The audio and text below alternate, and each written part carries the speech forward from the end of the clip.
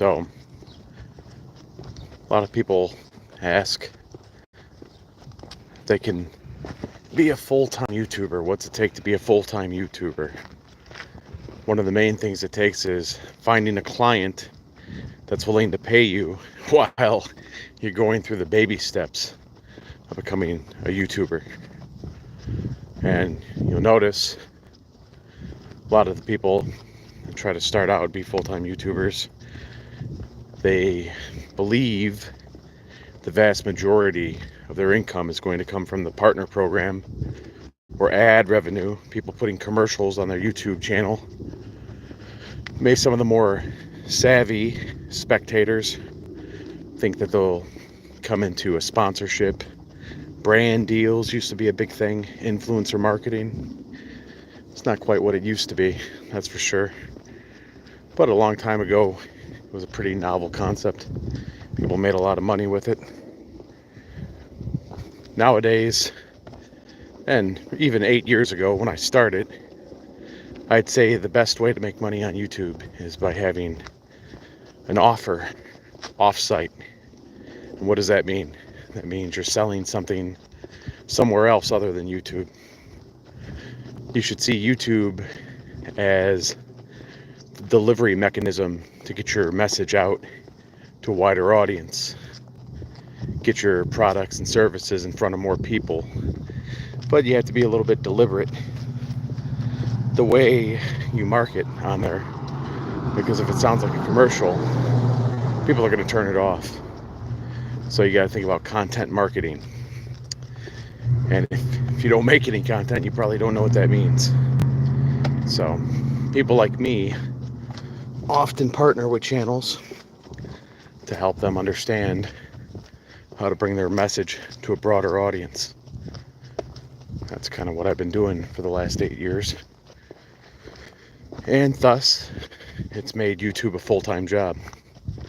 It's interesting because that was the goal a long time ago, was to be full-time on YouTube. And kind of, I don't want to say it fell into my lap, but an opportunity came my way where I was able to kind of learn while I earn, if you know what I mean. Basically getting paid to learn on the job training. And that training came just through observation, just watching things. How are you, Carlos? You running any YouTube channels, sir? On the job training is the best way to become a full-time YouTuber. So how does one get on the job training as a YouTuber?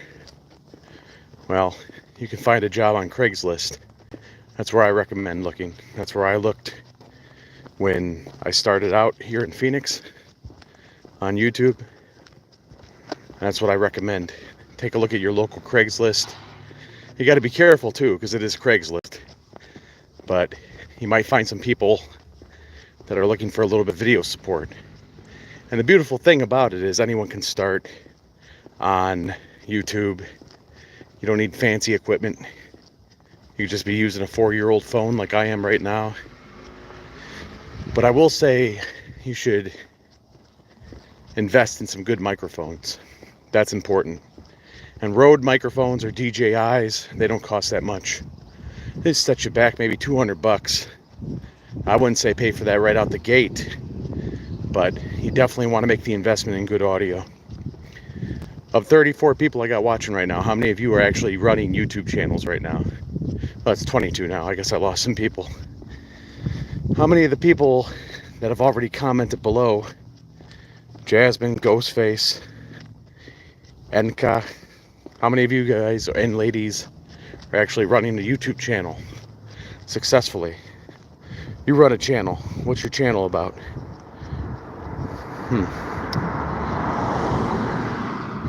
You should have filmed that Jeb, Roblox gaming. How would you monetize Roblox gaming? Are you doing your YouTube channel just as a hobby, or is it something that you're actually trying to monetize and make money with? I know Roblox is a pretty customizable game. I don't game myself. Hey, you do it for fun. Yeah.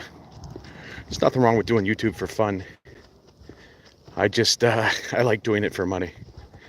But I do have fun while I make it, while I do it. But when it's the main thing that you do every day, if you have fun with your job and you're working more than 8 hours a day at it, you want to make sure it's something you're passionate about and something that you like, you know? It's the most important thing. But the ideal situation is you find somebody to pay you while you learn, so you can earn while you learn. That's the best way to do it. And I think that's where a lot of people get it misconstrued. If you noticed lately, the mass media doesn't mean as much anymore in the United States or anywhere for that matter. Things are changing rapidly, and the networks aren't so up to speed like you would expect them to be. So there's a big opportunity for people that understand how to market things and how to get information out on the internet. Hello, Moscow. How's it going in Moscow? It's going good in Phoenix. I hope it's going good in Moscow too. Across the street. It's a sunny day in Phoenix, but it's getting cold. Not like Moscow cold, but out in Phoenix it's about 40 degrees in the morning. Probably 60 already now.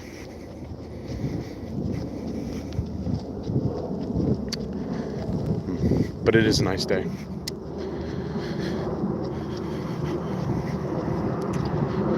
One of the best ways to get your brain flowing is to go walking. I was going to try to do this live stream sitting down and just couldn't get my thoughts together. So I like to talk while I walk, right? When I started my YouTube channel, say back in 2016, not this channel, another channel I was working on for a client. YouTube was a lot different back then, but the fundamentals are always going to be the same. It's always going to be the same. So once you master those fundamentals, you can start to really see some growth. And what do they say? The riches are in the niches. Might have heard some business people say that. It is true. You find your niche audience, and it's quite beneficial. Quite beneficial. I think, in the United States, they say the vast majority of children under the age of 12 all want to be YouTubers when they grow up. I'm not sure that the vast majority of those kids understand that YouTube is probably, to be successful at YouTube, you're going to have to put at least 40 hours a week into your channel. Be consistent, be disciplined. It's not like you just turn on a phone and it's an instantaneous success. It doesn't actually exist. And you also have to get a good mind for search engine optimization. They call it, GEO, generative engine optimization for AI now. Doesn't matter. It's going to work the same way. What it does mean is you won't be able to just stuff a bunch of keywords into things and try to game the system like a lot of people did traditionally with SEO. You have to put a lot more effort into it now. But if you're already conscious of what it takes to do SEO effectively, shouldn't have any trouble when it comes to adopting and adapting to AI. So many people think AI is going to, render creators useless. It's really just a resource, Think of it as what digital video did for filmmakers. Once you could just cut video on the fly like that, you would have to imagine that digital video really increased the flexibility of filmmakers to be able to just turn around their content quite quickly.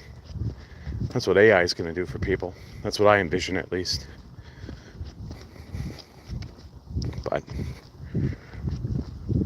most kids are saying They want to be YouTube creators when they grow up. It's interesting because they could start being creators now. And kids from my generation, which is millennials, you know, born 1986, we were already making YouTube videos when we were kids. We were grabbing the family camcorder, making some VHS-C tapes, listen to people like Gary V, James Rolfe, the angry video game nerd, Bam Margera. They were already doing this stuff. It's nothing new. It's just the method of delivery, the method of execution changes as your technology increases and improves. Access to that changes. How many of you watching now actually have a channel that you're working on? I have about 70 channels that I'm working on. Not just me single-handedly. We got a lot of other people out there helping out. But full-time gig, that's for sure. And, you know, if you enjoy it, it's not really work at all. It's just fun. But it's not a situation where it's like you're not putting time into it. I think that's the main thing that kids need to understand. That if they're going to pursue a career like that, it might even be more difficult than doing something else. There's really no defined path to success on YouTube. It's something you have to kind of craft out for yourself. There's a million different ways to be successful on YouTube, but that doesn't mean all 1 million ways are going to work for you. It's really learning your audience, learning your content. But if you enjoy it, it'll be fun. If you're just trying to chase money, that's not going to work. I've seen people chase money on YouTube, and it's a waste of everyone's time, really. If you say you want to be a creator, you're constantly just going for that hard sell, trying to extract money from your audience. It doesn't take too long before they catch on to that. And that really repels people from engaging with what you want to create, especially when if you're creating from a place of scarcity, you're trying to just get money from people. I wouldn't say that that's the best strategy at all. And it does take some time to build rapport with your audience and gain the trust of people. And when you're constantly going for that sale and you haven't even gained the trust of somebody, it's quite bizarre. Quite bizarre. So if you are going to get involved in YouTube and you want to make it a full-time job, a paying full-time job, because obviously some people work for free, right? Full-time. Especially you'll see them in the comment sections on news videos. They're all working for free, aren't they? Got a lot of people living rent-free in their heads. If you want to make YouTube a paying job, you have to be willing to really put the effort into making quality content rather than just trying to convert instantly. That's a flawed strategy. Flawed. But it's the strategy that most people take. Burn themselves out. Then they're not making any content anymore. And they just say, YouTube doesn't show my videos to people. YouTube shows videos to people that people want to watch. They're not showing your video to anyone. It's probably because it's not that very good of a video. It's difficult to look in the mirror, though, and self-critique, but it's necessary if you want to be successful on YouTube. You really need to be open to criticizing your own content or letting your friends criticize it too. Find yourself a friend who has no filter to tell you exactly what they think without a filter. It's like ripping the Band-Aid off, man. You want to do it quick. That way you can fix all those problems quite quickly. You don't have to worry about making the same mistakes over and over again. Get the feedback. Most people pay for feedback. If you got a very blunt friend or a relative that'll be brutally honest with you. That's priceless. That's the type of person you want watching your content. And probably need to get yourself a thick skin too. You're gonna be putting yourself out there. Gonna make sure you're ready for all those negative comments. So even if I just filmed a green wall for 20 minutes, there'd be people leaving negative comments on that video. It's inevitable. It's all inevitable.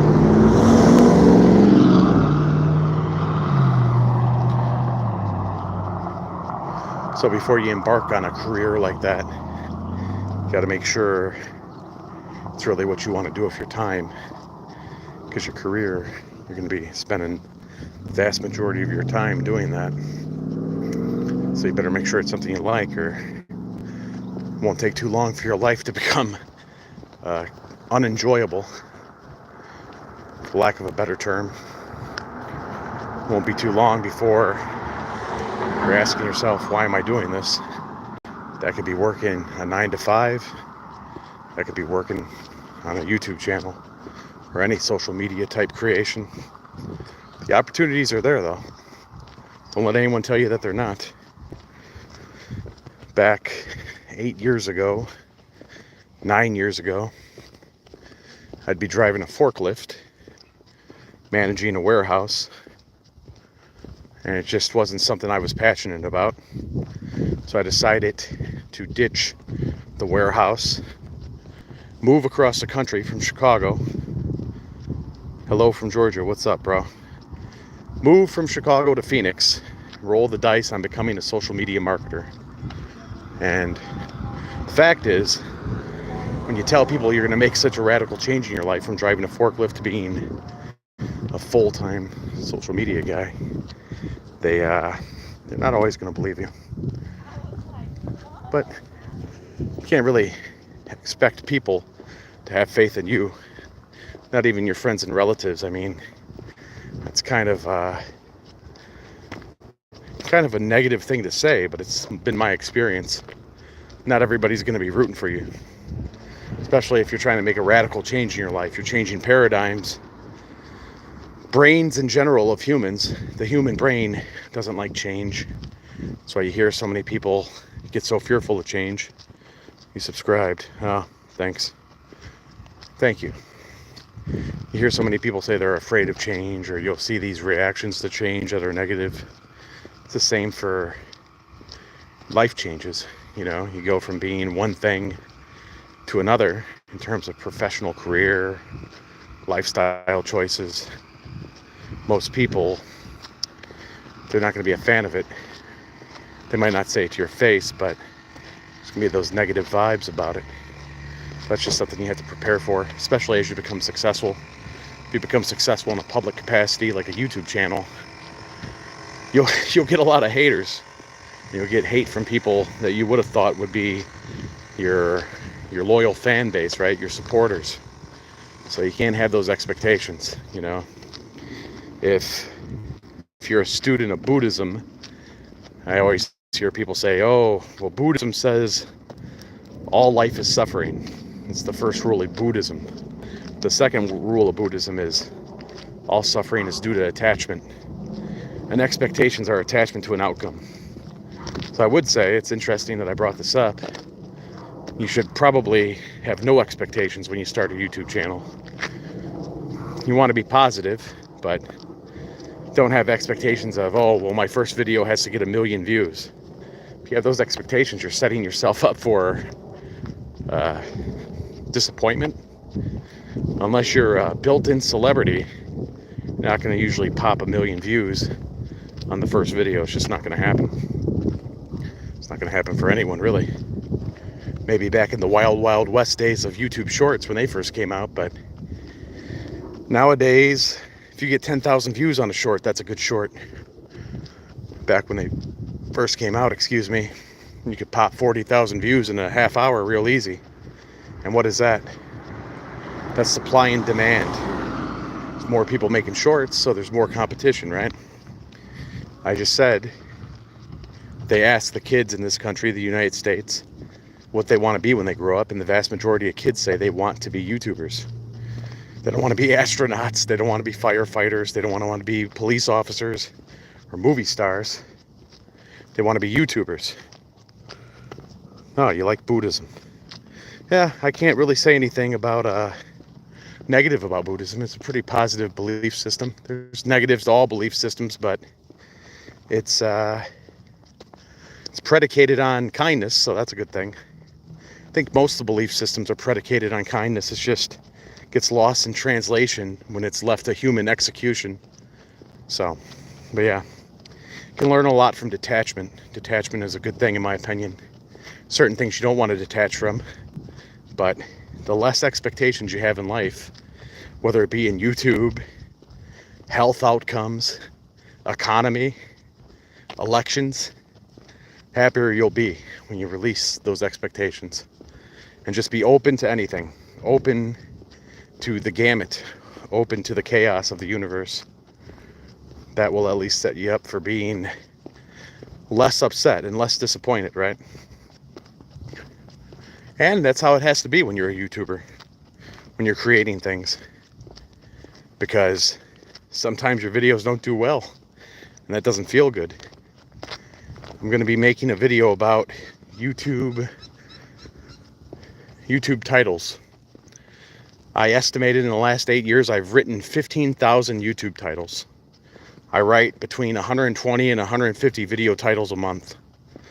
So I know something about it, and I'll tell you this, 9.9 times out of 10, if you write a positive title on your video, nobody's clicking that. You're going to get maybe 1% of the viewers that you would normally get on a positive title than you would on a negative title. So even when your video is positive, you have to find, I suggest you find, a negative way to frame the video. Otherwise, nobody's going to watch it, is what's been my experience. If you write, city high-rise catches fire, firefighters save the day, nobody's going to click that. But if you write, city high-rise catches fire, threatens 9,000 lives, someone's going to click it, unfortunately. That's just the way the human psyche in Western countries work. It's my estimation. That's what I've been exposed to as a creator. But you learn the game and you can win every time, usually.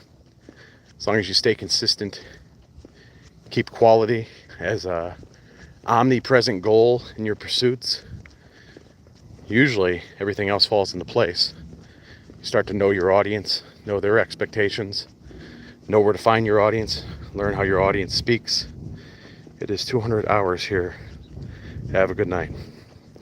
Have a good one as well. It is, I don't know what time it is here. It's daytime. That's what I know. Taking a break. I'm gonna go in. I got about 2 hours to cut a video, 2 hours of video to cut when I get back to my place. But for now, just taking a walk. If you take a walk, your brain starts to work a little bit better. That's what I've noticed. But when you're walking with a phone, you gotta keep an eye over your shoulder. Make sure you don't get hit by a car, especially here in Phoenix. I was gonna do this live stream just sitting in my backyard, but my brain doesn't work as well when I'm just sitting down like that. And typically, intermittently, we'll get a lot of questions on some of these streams. I haven't seen any today. I am a video editor. I'm a video marketer. I know a little bit of programming, not too much, just HTML, but that's not really programming, CSS. Marketer in general terms, but I'll cut video, I'll make graphics, I'll make thumbnails,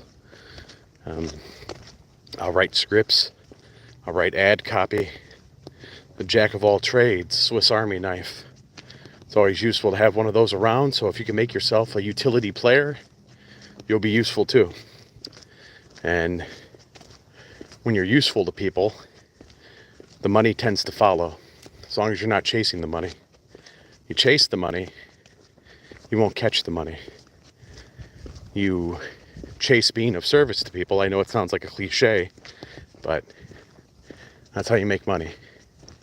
the more you can do for others, the more you'll be rewarded monetarily, is what I found. What do you say here? Yeah.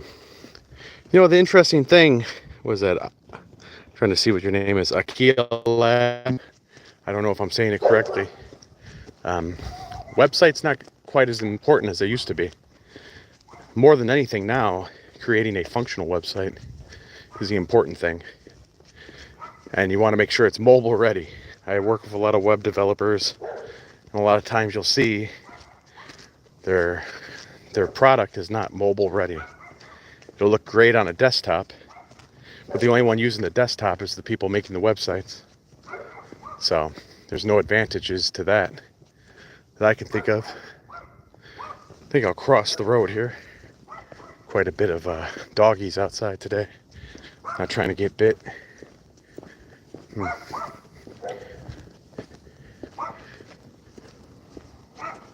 Yep. Oh yeah. Know a little bit of Spanish. Eagle Labs, huh? That's good. How do you find your website clients? How do you get them? You have YouTube videos? You catch them in Craigslist? I don't know if you're in the United States or not, but Craigslist has been a very successful place for me to find leads. It's a good spot. Doesn't cost too much to advertise there. There's a lot of people there looking for help too. There's a lot of creeps on Craigslist too, though, so you got to be careful. But in the States, it's been a good place to find leads, in my experience. Found a lot of YouTube leads there. People I've been doing business with for 5 or 6 years now. All found them on Craigslist. But like I said, you got to be careful because you could find some bad things on Craigslist too. So you got to be careful with it. Yep. See if I can cross the road here without getting hit. Actually, you're a beginner in the field. Don't have any clients yet. Do you know anyone who owns a business? That's your first client right there. You do it for free, and you do it well. You do it like they're paying you $20,000 to do it. You do it well for them, and you give yourself a backlink on the bottom, created by Akia. Sorry, I can't pronounce. You put your mark on the bottom, and there's your first client. I did that years ago. I used to make websites too. Back when HTML was the only thing you needed to learn. You'd end up cutting a bunch of image slices in Photoshop. Good old days. That's Web 2.0 stuff, probably. Less sophisticated, less functional. But you find yourself a business that doesn't have a good website. And what's a good website? Something that looks good on mobile, right? You'll find yourself somebody like that. You set them up, do the first one for free, and there's your first portfolio piece. It doesn't even have to be a crazy website. I'd consider until you get a little involved in social media marketing as well. Like, for example, I don't know where you live, but think about some of these used car lots, right? What if the people at the used car lot filmed every single test drive and every single car that they're offering? They made that a YouTube video / Instagram post.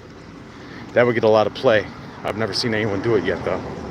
An idea I've had. You can go ahead and steal that if you want to make some car lot websites. But it's been a good walk. It's time for me to cut it short. I wish you the best, man, getting your website clients. Good luck with it. Consider my advice. Do the first one for free. You can get a lot of referral traffic from that. I did that back in 2005. Probably picked up maybe 8 or 9 clients off of that freebie that I did. And I was selling websites back then for $550. I mean, you could probably charge the same price or charge $15, $2,000, whatever it is. And if you put them on a maintenance program, you get your monthly recurring billing too. But do the first one for free. Get your feet wet, then you'll be ready to get some more clients off those referrals. So everybody have a good Saturday. Thanks for watching.